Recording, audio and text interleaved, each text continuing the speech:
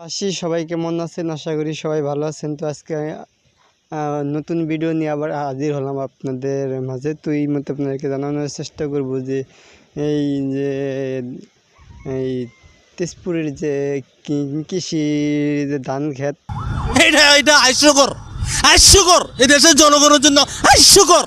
এই ধান ক্ষেতের যে পরিস্থিতি, সেই পরিস্থিতি কিন্তু এই মুহূর্তে আপনাদেরকে জানানোর চেষ্টা করব। তো এই আমার পিছনে যদি একটু দেখানোর চেষ্টা করি তাহলে দেখতে পাচ্ছেন কিন্তু যে এই ধান ক্ষেতের যে ধান কিন্তু খুবই সুন্দর ধান হয়েছে। এই মুহূর্তে যদি একটু দেখানোর চেষ্টা করি তাহলে দেখতে পারতেছেন যে এই এই এলাকার যে ধান ক্ষেত গুলো খুবই খুবই কিন্তু ধান মোটামুটি কিন্তু যে ভালো কিন্তু ফসল হয়েছে, ভালো ধান হয়েছে।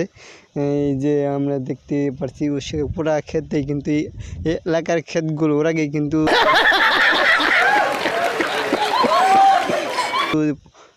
মোটামুটি কিন্তু ভালো ধান হয়েছে।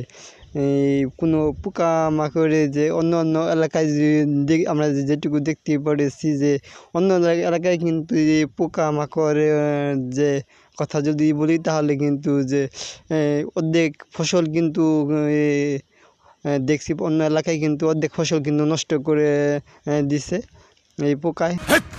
কি বলছিস তুই? তো অন্য এলাকার যে দুশো মোডের যে ধান ক্ষেতের কথা যদি বলি তাহলে কিন্তু এই জায়গার যে ধান খুবই চমৎকার ধান ফসল হয়েছে।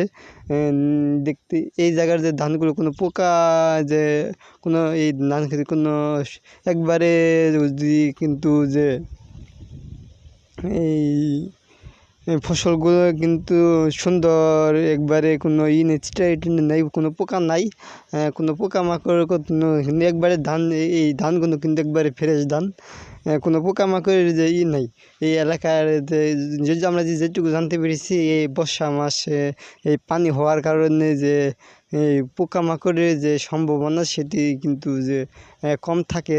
তো আমরা এটুকু জানতে পেরেছি এই বর্ষা মাসে পানি হওয়ার কারণে কিন্তু যে আপনার যে ইরি সিজনের যে ধানগুলো, সেই ধানগুলো কিন্তু এই সুন্দর ফসল হয়, কোনো পোকামাকড় থাকে না। যে বর্ষা মাসে পানি হওয়ার কারণে কিন্তু এই জায়গার যে ধানগুলো খুবই ভালো ফসল হয়, কোনো পোকামাকড় থাকে না। তো এই ছিল আমাদের কাছে যে দুশোমোড়ের যে কৃষি এর যে পরিস্থিতি, সেই পরিস্থিতি সেটি কিন্তু এই মুহূর্তে আপনাদেরকে জানানোর চেষ্টা করলাম।